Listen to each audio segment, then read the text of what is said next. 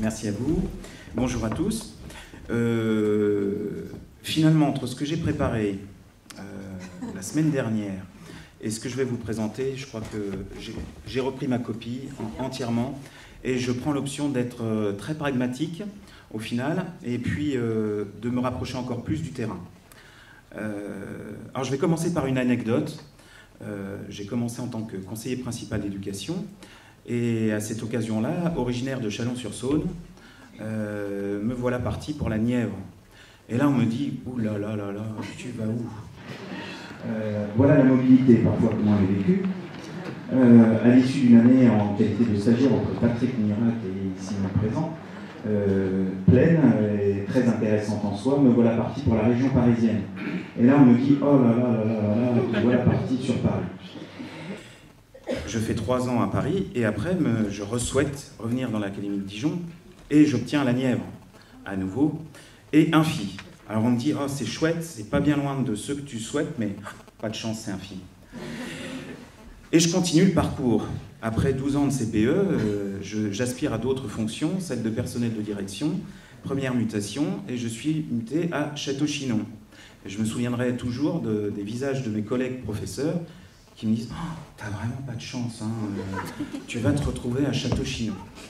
Je fais 4 ans à Château-Chinon, où j'ai embrassé les 2 fonctions, à la fois de proviseur adjoint et de faisant fonction de proviseur. Et je demande à connaître une autre structure, et je vais à Varzy. Et là, le Château-Chinonnais me dit « Mais qu'est-ce que vous allez faire à Varzy ?» Alors finalement, et au gré, on va dire, des assistances que j'ai pu porter auprès de certains personnels de direction, j'étais en train de noter, j'ai expertisé ou aidé à fonctionner auprès de 8 collèges, 2 lycées professionnels et 2 lycées généraux. Alors, je commencerai peut-être par une chose qu'on a peut-être très peu entendue. Moi, je saluerais, en tout cas, dans un premier temps, la grande implication des enseignants que j'ai pu rencontrer. On en a très peu parlé, finalement, et ils sont bien au cœur de tout ce qui va se passer avec l'élève, et je pense encore plus à la fonction de professeur principal. Et on voit ô combien maintenant, au fur et à mesure du temps, et surtout sur le lycée, cette fonction est plus qu'essentielle pour être auprès des jeunes. Alors oui, les constats, ils sont les suivants, hein, l'éloignement, et oui, j'ai vécu, et on est beaucoup ici, hein, et je salue tous les collègues, qui vont se retrouver probablement, et je n'ai pas de valeur d'exemplarité, hein, c'est simplement un exemple, prenez-le comme tel, mais oui, l'isolement culturel, oui, la mobilité difficile, oui, les installations sportives absentes, oui, les loisirs, le tissu associatif, parfois maigre. J'entendais parler tout à l'heure Madame l'inspectrice générale, notamment sur le devoir fait. Bien parfois, notre problématique, je sais que la directrice académique nous soutient et nous comprend en cela, mais parfois on n'a tout simplement pas d'association pour tisser une possibilité de devoir fait sur nos territoires. Donc on a voilà, ce double signal qui nous est donné d'installer certaines choses, mais parfois de manière pragmatique, elles le sont rendues impossibles, malheureusement. L'absence de relais de proximité. Alors quand vous êtes à Varzy, la proximité c'est 35 minutes, voire 40 de Cosne-sur-Loire, c'est 15 minutes de Clamecy, c'est 1 heure de Nevers. L'ITEP, pour avoir une SECPA, héberger une SECPA dans mon établissement, quand on fait des parcours de mixité, ITEP, SECPA, bah c'est vite rendu difficile puisqu'il faut des temps de trajet démesurés. Et j'en reviens à mes premiers constats, vous le voyez bien, c'est toute l'intelligence, on va dire, collective, je crois que c'est un maître mot, l'intelligence collective des enseignants, qui va trouver des parcours, qui va trouver des solutions appropriées, personnalisées, régulées, c'est-à-dire qu'elles ne sont pas régulières dans l'année, mais elles seront retravaillées, et c'est tout le travail à la fois des enseignants, je salue aussi Madame Ducreux, qui, parfois on est seul en tant que chef d'établissement, et on va se retourner vers nos experts, et qui nous soutient, nous conseille, et encadre pour que tout ça se fasse dans, on va dire, la légalité. Mais il y a des signaux, et je crois que ça avance. Je signalerai notamment l'initiative de la Maison des Ados, qui naît à proximité. Certains le connaissent, alors je ne sais pas si dans le Nièvre ça existe, mais dans la Nièvre, c'est une vraie bouffée d'oxygène. C'est simplement des personnels médicaux spécialisés qui viennent avec leur petit camping-car et faire le tour quelque part du rural et s'arrêtent et prennent en charge le jeune. Mais c'est bête, finalement. C'est simplement rendre mobile les spécialistes et faire en sorte qu'ils soient aux portes de l'établissement. Et alors, je peux vous dire que la vie scolaire est finalement totalement débordée entre les sollicitations des enseignants, ceux des élèves, ceux des parents d'élèves, parce que ça se sait très vite, de cette nouvelle offre qui est finalement à leur porte. Donc ça avance. Alors, on parlait d'attractivité, alors elle est difficilement définissable, et je crois que je ne pourrais pas vous dire, là concrètement, je viens de la vivre avec mes nouveaux enseignants. Alors, toute la thématique de « faut venir à Varzy ». Ça n'attire pas, hein. D'entrée de jeu, non. Et puis finalement, un peu comme le Nord, on y vient en pleurant et on part aussi en pleurant, parce qu'on y rencontre une équipe soudée, une équipe qui est capable de faire une transversalité qui passe de l'école primaire, avec la liaison école-collège, mais aussi collège avec enseignement spécialisé, SECPA, ULIS, et aussi lycée, et quand je parle du lycée, aussi le lycée dans tout ce qu'on peut souhaiter sur le professionnel, sur une voie d'excellence, puisque j'ai le plaisir d'héberger une formation en ferronnier d'art. Donc quand vous avez par exemple des ferronniers d'art qui donnent un petit coup de main aux élèves de SECPA, et que ça rentre dans le référentiel des brevets de métiers d'art, et que ça est dans les objectifs d'un élève de SECPA, ben voilà, la boucle est bouclée, et je pense qu'on a un petit train d'avance. Voilà, je le dis modestement, mais ça tient à ça, cette intelligence collective, et ça je dirais que c'est cette intelligence interne à l'établissement, et que pour une fois, peut-être que le rural est peut-être plus fort que celui qui est dans l'urbain. Voilà, parce que dans l'adversité, ben, on se soude. Et j'ai connu la même situation. Pardon? Dans la ferronnerie surtout. Oui. Exactement. Mais je l'ai connu de la même manière sur la première mutation que sûrement bon nombre ont connu en région parisienne, où on se retrouve finalement pas forcément dans les établissements les plus demandés, vous doutez bien, et qu'on est tous jeunes dans le métier avec toute notre inexpérience, mais notre rage de vouloir faire plein de choses pour les jeunes, et finalement les projets sont hyper porteurs, et je crois que je n'ai pas trouvé encore d'établissement à cette mesure-là, où même le soir, ben, on refaisait le monde, et à essayer de trouver des solutions novatrices pour ces jeunes-là, et notre naïveté n'avait d'égal que notre volonté de vouloir bien faire les choses. Alors je dirais que moi, finalement, le caractère rural ne fait que rendre chronique ce qu'on observe finalement à la ville. Parce qu'un jeune, fondamentalement, mais peut-être même les plus vieux, dont je commence à faire partie, bah, c'est pas dans notre nature que de changer d'habitat, de changer de lieu, de changer d'amis, de changer d'habitude, de club de sport, de je ne sais quoi encore. Bah oui, on se construit avec nos racines et avec notre réseau. Et l'exercice est rendu déjà difficile parfois pour un citadin d'aller à l'autre bout de la ville. C'est ce que me disait l'un de mes adjoints qui était de l'Académie de Grenoble et connaissant bien la ville de Grenoble. Bah, ça l'est tout autant finalement pour le petit jeune de Varzy de se dire je vais aller au lycée de Clamecy, et quand je deviens principal et que je lui propose une solution d'orientation à Nevers, c'est très problématique. Mais ça l'est tout autant pour le jeune de Rouergue d'envisager par exemple une orientation ne serait-ce qu'à Château-Chinon. Et ô combien pourtant, l'internat est devenu un très très bel outil, puisque j'ai eu le loisir d'exercer cette fonction dans le plus gros internat de l'Académie de Bourgogne-Franche-Comté, que Jean-Yves Hébrard exerce actuellement la fonction de proviseur, avec 200, je pense, à peu près 250 quand même internes, hein. C'est un vrai village qui dort. Et actuellement, j'ai le plus petit, avec 42 internes. Et quoi qu'on en pense, finalement, c'est pas forcément le plus gros internat qui donne le plus de travail. C'est pas le cas. Alors j'embraye sur l'intelligence collective, je vous en ai parlé. Alors elle s'exprime, hein. Moi par exemple, Varzy, je suis plus petit lycée de l'Académie de Dijon, mais quand je vais à Dijon, on connaît Varzy, parce qu'on connaît la ferronnerie d'art. Parce qu'on connaît qu'il y a 8 lycées dans l'Académie de Dijon avec le label Excellence Métier d'Art. Eh bien oui, ça a été l'intelligence de mes prédécesseurs, en tout cas, de labelliser, de rendre visible, de spécialiser. On vient à Varzy pour ça, et du coup on connaît Varzy. C'est aussi les PPRS, les projets personnels de réussite scolaire que l'on met en place, alors parfois avec les collèges avoisinants, et là, pas plus tard que la semaine dernière, je sais qu'il est dans la salle, nous faisons maintenant avec les départements avoisinants, puisque au gré des mutations, mes collègues parfois partent sur d'autres départements, et en ce sens-là, nous le mettons en place avec le collège d'Enfer-Rochereau d'Auxerre, dont le principal est ici, M. Bourgoin, je crois. Et voilà les frontières, ce qui me permet à moi de sécuriser le parcours, c'est-à-dire qu'il vient voir ce que c'est que le bois, il vient voir ce que c'est que la ferronnerie, la métallerie, la serrurerie, et ainsi de suite. Et puis ça permet aussi de les faire respirer, nos jeunes collégiens, que servir toujours le même service en collège, c'est parfois un petit peu difficile, notamment en 4e et en 3e. Donc le PPRS, ça permet de sécuriser ça, dès la classe de 4e.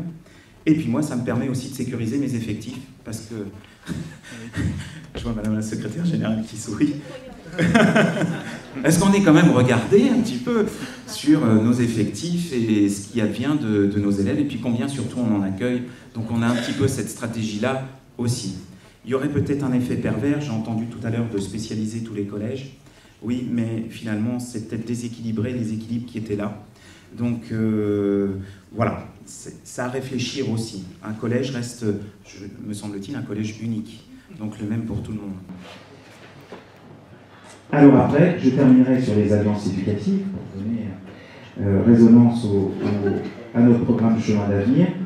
J'ai entendu le mot syndicat à un moment ce matin, alors je rebondis tout de suite parce qu'à Varzy, je pense qu'on a un train d'avance. Parce que moi, j'ai 3 collectivités. J'ai le conseil départemental pour mon collège, j'ai le conseil régional pour mon lycée, et puis j'ai un petit pousset, mais qui représente quand même 25 communes, qui est un syndicat intercommunal du collège.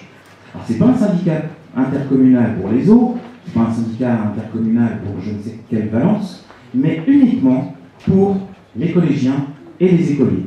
Donc sa première valence a été la cantine, la deuxième a été, et nous avons inauguré ensemble avec M. Joly, la salle sportive, où, oui, on parlait d'installation sportive, eh bien, une salle sportive a pu pousser dans les jardins de Varzy par la seule volonté, mais finalement de plein de personnes, les 25 maires des communes avoisinantes de Varzy, le président du conseil départemental et le président du conseil régional.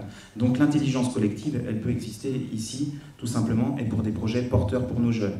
Mais moi, je surfe sur la vague, donc au-delà de ça, je me suis dit aussi, je vais aller les solliciter pour d'autres choses, et donc ils nous financent les programmes culturels de notre établissement, désormais, et j'ai eu le plaisir de, enfin, surtout M. Jadel, je sais que Madame l'inspectrice le connaît très bien, mais on a eu le défi quand même d'amener nos jeunes de 3e, tous nos jeunes de 3e, en Pologne, en avion, et avec un budget des moindres possibles, c'est-à-dire pour moins de 80 €, mais tout ça avec une énergie folle, à la fois des enseignants, j'en reviens à cela, c'est à eux que revient cet honneur-là, et puis aussi à l'intelligence, on va dire, et surtout le soutien de nos élus.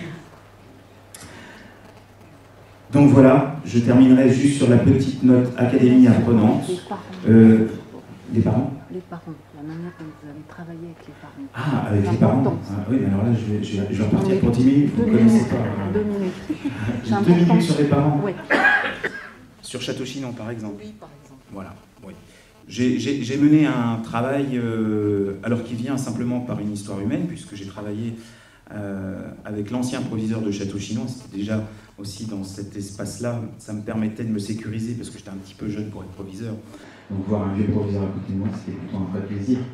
Et j'ai pu partager mes quelques inquiétudes, mais au-delà de ça, on avait une inquiétude commune, qui était ces invisibles, ces personnes en difficulté pour lire, par exemple, tout simplement un bulletin trimestriel, pour lire une fiche d'orientation. Je ne parle même pas d'un dossier de bourse, où ça devient très fastidieux pour une famille qui ne maîtrise pas les fondamentaux. Et donc on s'est interrogé longuement par, là encore, l'intelligence collective. Il y a le lycée agricole du Morvan de Château-Chinon, le CFPPA, et le lycée des métiers François Mitterrand. Et au-delà de ça, on s'est interrogé de comment rendre les choses un peu plus accessibles pour eux. Et honnêtement, on a ramassé, enfin, je le dis très personnellement, j'ai ramassé des belles calottes, hein, parce que je ne pensais pas. La première réunion a été que j'étais violent. Alors j'étais violent simplement par ma tenue vestimentaire. Voilà, ça fait partie des petits détails qui... parce qu'on renvoie l'image de l'école, on renvoie ce qui peut faire peur aussi, on renvoie parfois le pouvoir intellectuel, entre guillemets. Donc on a tous travaillé de concert avec eux, pour eux, et on a avancé à trouver des petites solutions, parce que parfois c'est pas non plus l'usine à gaz dans l'absolu, c'est simplement mettre un petit papillon au-dessus des papiers administratifs avec un numéro de téléphone et le prénom d'une personne, et comme ça, si je suis en difficulté, j'ai juste à prendre ce petit nom, ce numéro de téléphone, et j'atterris vers quelqu'un qui est sensible et à la situation, qui est formé et qui saura accompagner simplement l'écriture du dossier. Tous, je pense, chefs d'établissement, vous devez confronter, comme moi, on a un vrai paradoxe, nos familles sont de plus en plus en difficulté, et paradoxalement, on a de moins en moins de dossiers bourses. Comme si, finalement, on va dire la difficulté appelait la difficulté, et on doit se réveiller, et on doit essayer de trouver des solutions. Donc il y a un petit livre qui s'appelle Coup de pouce, qui a été écrit notamment en prenant appui sur le CFPPA de Château-Chinon. Je vous invite à le lire. C'est une belle petite expérience humaine et qui nous a amené, en tout cas je pense, pour moi, ça c'est sûr, à évoluer dans notre posture. Alors j'en viens à Chemin d'avenir, parce que quand on m'a contacté et qu'on m'a dit « vous êtes partant », de toute façon je suis très souvent partant. Je dis oui. D'autant plus que ça faisait résonance, et nous avons eu le temps d'échanger ensemble. On a vécu une expérience, et je terminerai sur celle-ci, parce qu'elle est quand même assez surprenante en soi. J'ai été contacté par un fonds de solidarité qui est basé à Varzy, et qui a à sa tête un enseignant de sciences politiques, voilà, de Paris. Et ils souhaitaient, puisque dans leur cadre de formation, c'est à savoir, quand ils sont étudiants, désormais, ils ont un service civique à faire. Donc ils voulaient prendre pour appui un petit peu ce qui se passait dans la ruralité, parce qu'on les conduit aussi un petit peu à réfléchir là-dessus, ces étudiants. Et notamment, je vais les accueillir et j'ai cherché comment, utilement, ils pourraient être un bon levier pour mon établissement. Et tout naturellement, parce qu'ils étaient l'archétype de la réussite, je les ai mis auprès des élèves de 3e en vue de la préparation des épreuves, de l'oral et puis de l'écrit du diplôme national du droit. Ça a formidablement bien marché. Et j'en ai même des frissons quand je le dis, parce qu'au final, ce que je pensais, c'est-à-dire que c'est les jeunes parisiens qui arrivent à Varzy, donc même les jeunes filles de 3e, voyant ces deux jeunes garçons étudiants, étaient quelque part très flattés de les voir au sein de la classe et puis les aider. Mais oui, ce que je n'avais pas du tout prévu, ni le professeur de Sciences Po, c'était le deuxième effet, c'est qu'au final pour eux, ça a été un véritable éclairage aussi. Sur ce qu'était la ruralité, ce qui était aussi de l'ordre du potentiel de la ruralité. Et je le dis à Madame Chazal, pas sans humour, j'ai un taux de pression maintenant de 10 jeunes de Sciences Po qui veulent venir faire leur stage l'année prochaine dans mon établissement. Donc c'est plutôt formidable, vous voyez, le clin d'œil, c'est que finalement on devient intéressant, mais surtout eux aussi le sont tout autant au bénéfice de nos élèves. Donc Chemin d'avenir, ce n'est qu'un prolongement, mais au long cours, et puis de plus fin, au bénéfice de nos jeunes, qui nous est proposé dans un démarrage sur cette année. Alors je sais très bien, et vous le saurez ô combien bien mieux en parler que moi. Donc c'est à partir de là que je cède la parole. Merci à vous.